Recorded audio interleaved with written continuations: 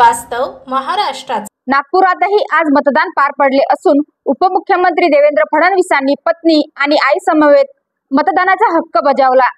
फडणवीसांचा एक व्हिडिओ प्रचंड व्हायरल होतोय। फडणवीस आपल्या वृद्ध आईचा हात धरून मतदान केंद्रात घेऊन जाताना दिसतायत। फडणवीसांचा राजकारणातला सुसंस्कृतपणा नेहमीच महाराष्ट्राच्या राजकारणाने पाहिलाय, पण आज आईसोबतच फडणवीसांचं संवेदनशील वर्तन पाहून एक मुलगा म्हणून राजकारणाच्या पलीकडे देवेंद्र फडणवीस महाराष्ट्राला पाहायला मिळाले। देवेंद्र फडणवीस सध्या प्रचंड व्यस्त आहेत। प्रचंड मोठ्या प्रमाणात त्यांच्या सभा आणि भेटीगाठीचं सत्र सुरू आहे। महायुतीची महाराष्ट्रातील संपूर्ण कमानच फडणवीसांच्या खांद्यावर आहे।